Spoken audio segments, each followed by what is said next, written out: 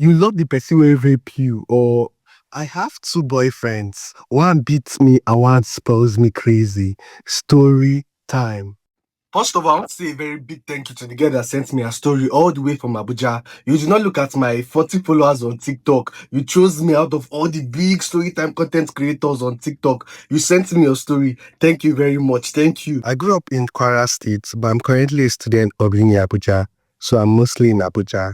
I lost my dad at a young age, and my mom has been sick all my life. So my family is not well to do. Growing up, life has always been tough, but I've always been contented with what I have. Person single they enter my eye. Even when my friends and classmates were getting things I cannot afford, I'm talking about basic things like pretty dresses, braids and nails, abayas and all. I'm a Muslim, so the oppression is always much, especially during festive periods. For that abaya, I always turn a blind eye to it because I know there is no way my sick mom can afford all those things. Omo, sorry. She wasn't working or anything. We survived on occasional assistance from my mother's people because my dad's people are terrible. Fast forward to now, I'm in school and things have been really tough. I met my first boyfriend in 100 level. Exactly. Look at the get the gist. I met my first boyfriend in 100 level second semester at Madia.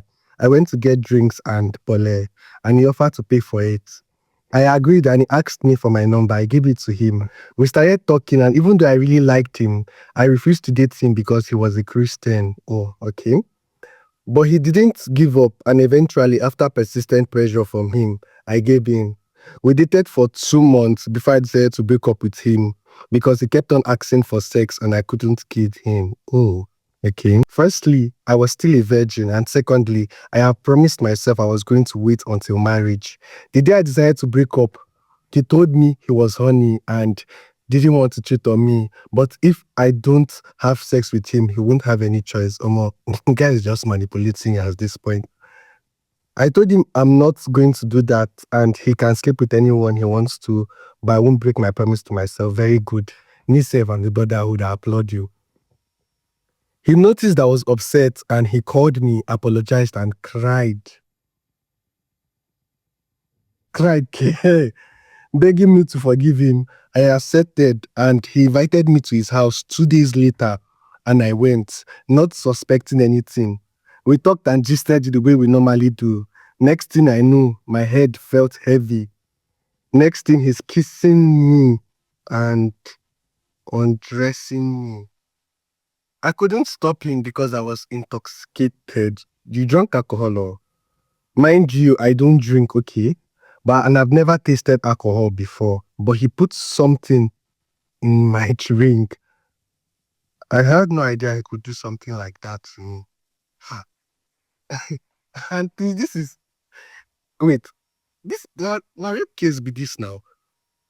I had no idea I could do something like that to me. He ended up having his way with me because I didn't have the strength to stop him. It was very painful at first, but okay, it was very painful at first as it was my first time, but later on I started enjoying it. Okay. When I woke up the next morning, he was still sleeping and I gave him a very hot slap. Thank you very much. He woke up confused like he didn't just rape me. I cried and cursed him, hit him, and left his house angrily, threatening to report him to the police. When I got to the hostel, my roommates kept asking me what was wrong, but I kept on crying. I couldn't say anything. My boyfriend, on the other hand, kept blaming my phone up with messages and calls, apologizing. I read the text. I read the text without replying, and I didn't pick the calls. Omo, you supposed to report to police true, okay? This continued for a week. There was a day he gave me 58 missed calls in 6 hours. But thinking about how good the sex felt towards the end made me less angry. After all, he was my boyfriend and I genuinely loved this boy at this point. He raped you love you love the person who rape you, or okay. After a week, I finally decided to hear him out. I visited him at his house. He knelt down and begged me to forgive him, and I just felt all soft inside. He started kissing me, and we had sex for the second time, consensually this time, okay? and I enjoyed every bit of it. All right. Now it's a normal thing, and sometimes we do it up to 3 times a week. Sometimes I spend the weekend at his place, and we do it all the time on occasions like that. Okay. At this point, my boyfriend was really helping me out a lot. He doesn't have much, but he always makes sure I eat. He sends me money occasionally, not like big money though. 2K, 3K, 5K. Okay. But I think there was a time he sent me 10K.